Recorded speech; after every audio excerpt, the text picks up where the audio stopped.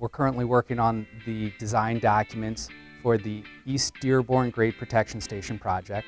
This project will involve the construction of 6 flapgate structures and 2 grade protection stations. The city actually hired applied science. They came up with a solution to build what you called flapgate or grade protection stations at 4 locations in East Dearborn, between Greenfield and Chase, going all the way to Michigan Avenue. We expect this to protect 3,500 homes.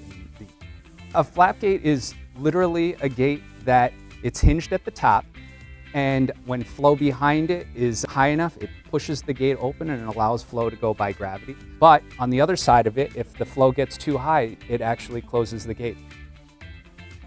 Really, we took inspiration from backflow preventers that residents would have on their individual leads to the sewer.